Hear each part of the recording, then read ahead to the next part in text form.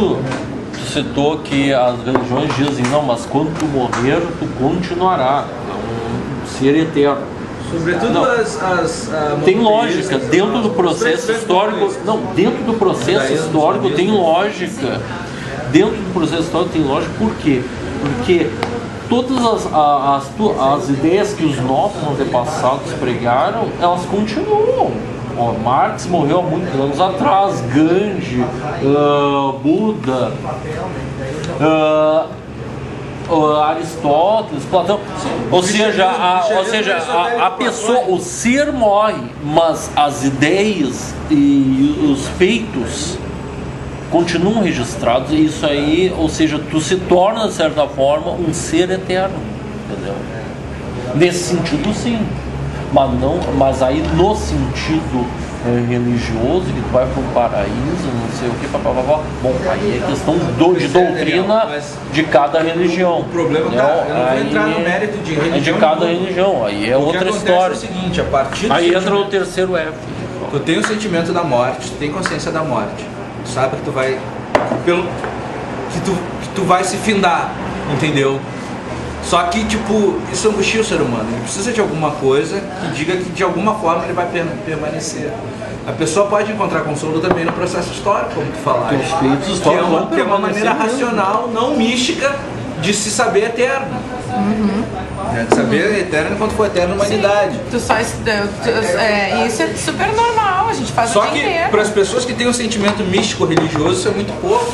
Até para as pessoas que não têm um sentimento místico religioso. Agora, assim, ó, o que eu acho é o seguinte, ó, eu falo porque assim, eu não tenho sentimento místico e religioso. Não tenho. Por exemplo, não tenho nenhuma religião, não passei nunca por uma experiência mística, ok. Mas, e a gente não tá falando da experiência em si, mas desdenhar do especial, é isso que eu acho errado. Ou descartar o especial no humano. Descartar o especial, porque daí quando tu pega e coloca no lixo todas as religiões que o homem já criou na história da humanidade, tu tá desdenhando do especial, porque todas as religiões foram maneiras que o ser humano teve de buscar uma explicação para esse especial.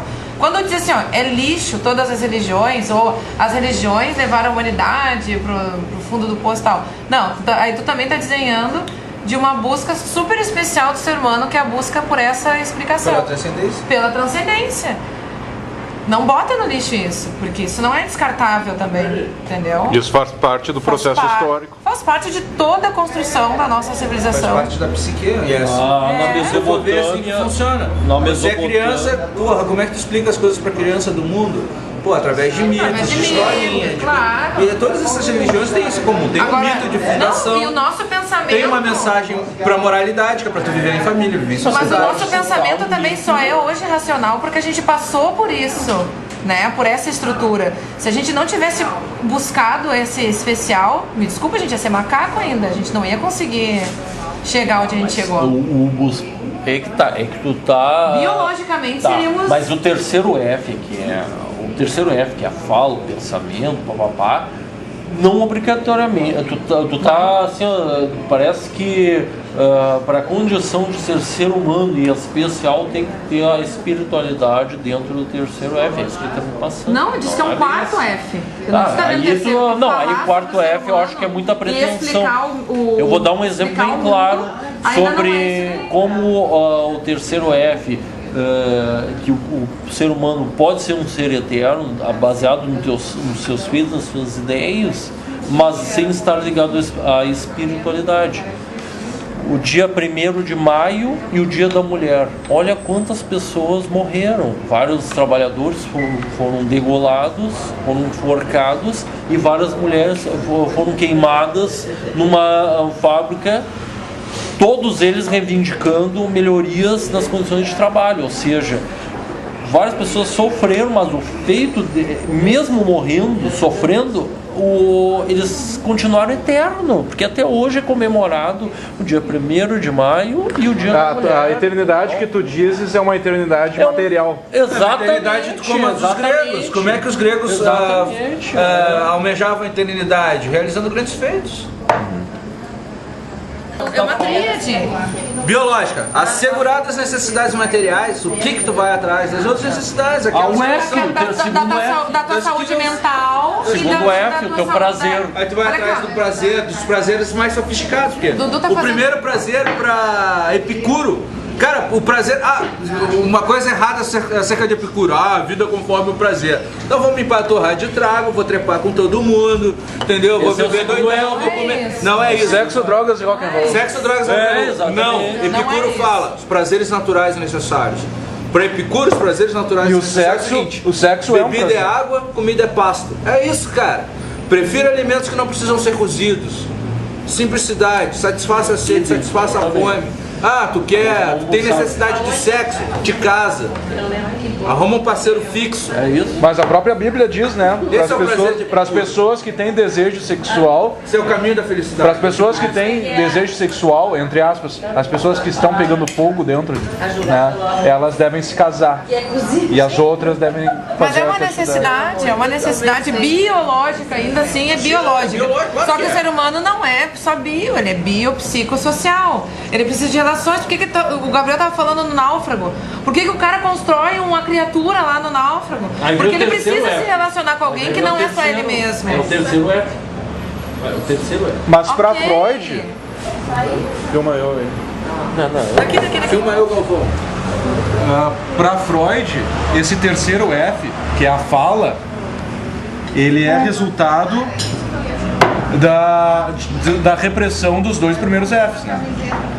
Tu só cria uma inteligência, um material mental que tu pode manipular, que é o pensamento, através do sacrifício sexual, né? Ou seja, a criança, ela não come a mãe, ela tem a polícia, que é o pai, né?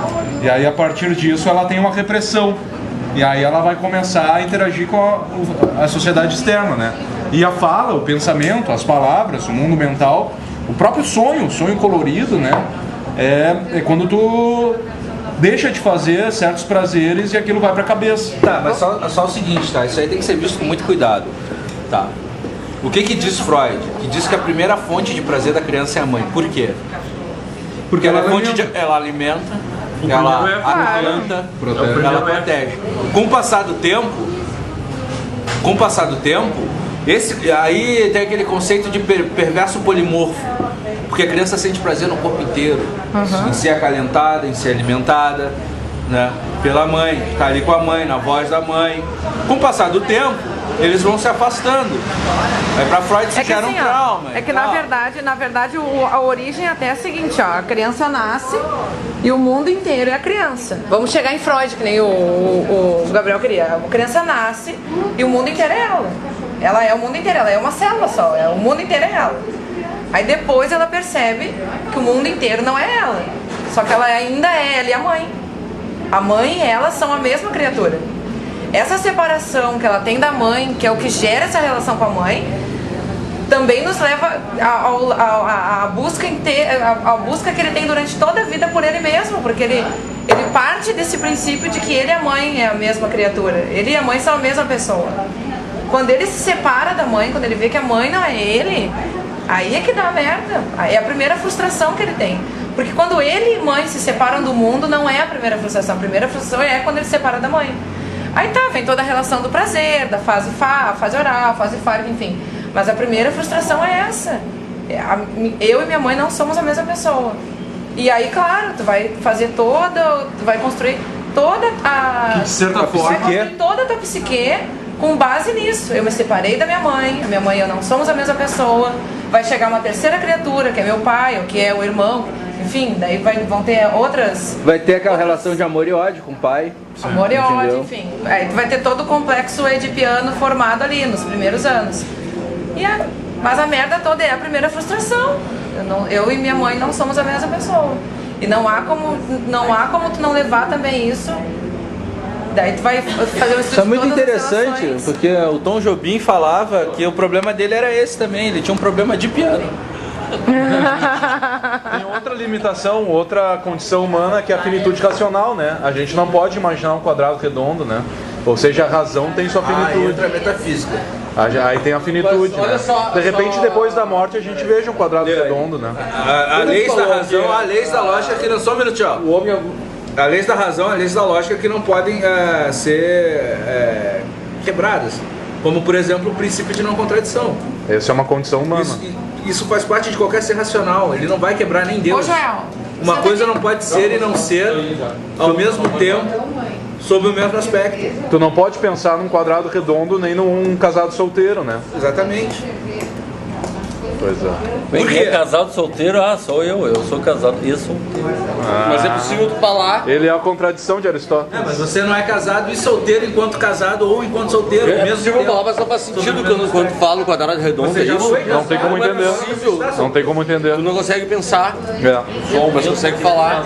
Então é possível falar coisas sem ter pensado Ou você sobre é elas. Pode falar, mas não consegue entender. Tá na rua. Mas tu não consegue. Também não ao mesmo tempo. Nem tudo que tu fala, tu pensa. olha aqui, ó, é que o princípio de Tá, não, tem razão. Ou todas as coisas que tu fala, tu pensa sobre elas. Tem um pensamento formado pra falar.